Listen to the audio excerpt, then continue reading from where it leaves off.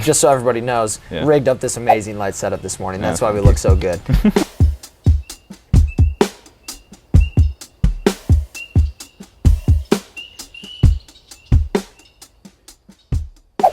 Hello and welcome to the backyard. Today we have the pleasure of sitting with Malcolm Olesen in the flesh. Malcolm, thanks for coming out, brother. Thanks for having me. How are you doing this morning? Oh, I'm doing phenomenal. I'm happy to be here. It's a beautiful, nice day out. Well, cool, man. So tell me about yourself. What do you do? So I'm a lighting technician. So primarily what I do is lighting and light rigging on sets, but I also do a little bit of grip, a little bit of safety work. And beyond that, I do art in my free time. I do relief printmaking, which I've been recently trying to turn into a revenue stream. So we'll see how that goes. And other than that, just, film connoisseur. I love watching movies. I love talking about them. It gives me ideas for how to do my stuff. Grip and lighting stuff, what got you into that?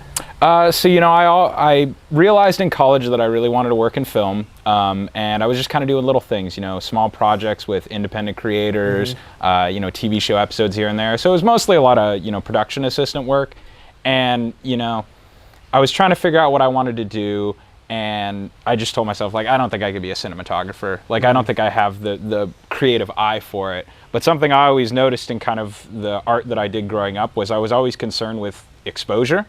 So I did amateur photography. I was always concerned with the exposure. So lighting is just something that kind of came a lot more naturally to me. And so after working on sets for about 2 years, I just kind of realized that that was the thing that I wanted to focus my skills and creative efforts towards. Yeah. And as a guy who does enter into that cinematographer, director of photography role pretty often, having a guy like you who is passionate about the lighting makes life so much easier. Yeah. So much easier. And I think that's the thing is, I've realized, when it comes to working on sets, it's really, for me, it's a cinematographer, lighting technician relationship. Definitely. So I basically will just try and, pick the brain of my cinematographer as much as I can.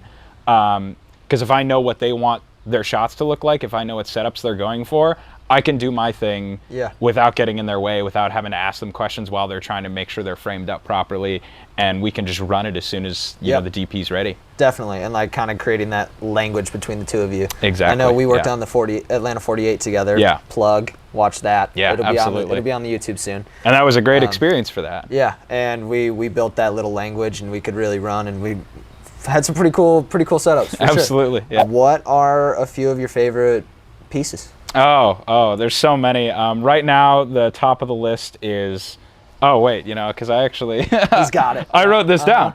My top 10 movies right here, starting from top to bottom in order. I made sure to order these. All right. John Carpenter's The Thing.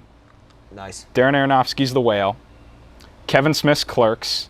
And then from there, you start to get into real personal taste. You have Wes Craven's Scream, Old Boy, Hereditary, No Country for Old Men, the original version of Ju-on, the Japanese version, Rear Window, and Inglourious Bastards, because, of course, Tarantino had to make it in there. Yeah. But I feel like that kind of gives you an idea of my taste. There's horror in there, there's drama in there. They're all very unique stories that, they just speak to me personally. They're things that evoke a strong emotional response in some way, and I love that. That's why I want to make films. I want to make films so other people can feel the way that I feel. So Malcolm, you got any recent work that you're excited that's coming out, or stuff that is already out that you're excited to share?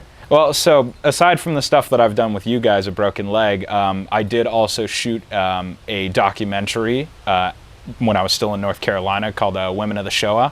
It's about Yom HaShoah, Jewish Holocaust Remembrance Day. And, it was a great experience. I hadn't worked on documentaries before.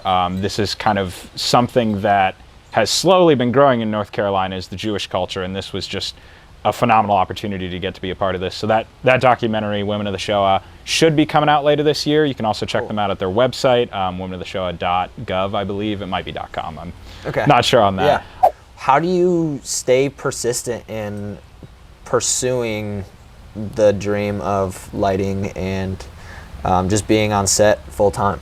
Honestly, it's hard to describe. Kind of what keeps that motivation, what keeps that workflow is just meeting the people on these sets. These other people who have their own dreams, who want to accomplish their goals too. Yeah. And so for me, not every guy is a lighting technician, so it comes a lot easier for me when people are like, yeah, you know, I've got my own equipment, I know how to do my thing, you just bring me on set and I do my thing. And you know, you've seen it, Jake's seen it, I think anybody who's worked with me has seen it at this point. I am so elated to be working on set that it just makes people want to work with me more, just naturally. As much as you possibly can, reach for the things that you want in life, because you really don't know how opportunity is going to come your way. Most definitely. If your energy is focused and your eyes are towards that thing, you will see the stuff in your peripheral that you wouldn't see otherwise. I mean, you kind of already did it, but my last bit for you here, Malcolm, is in 10 seconds or less, could you describe to our audience why they should want to have you on their set and work with you as a collaborator and a creative? Yeah, I mean, I'm passionate, I'm motivated, I love working with other people. Really, film production is where I want to be, and helping other people realize their dreams is what makes this all worth it for me. Yeah. So yeah, that's my self-pitch. Perfect. That's an amazing self-pitch. I appreciate it. Everybody, this has been Malcolm Olesen, grip, gaff, lighting, safety extraordinaire. Thank you so much for coming out, man. Thanks for having me. Yeah, appreciate you.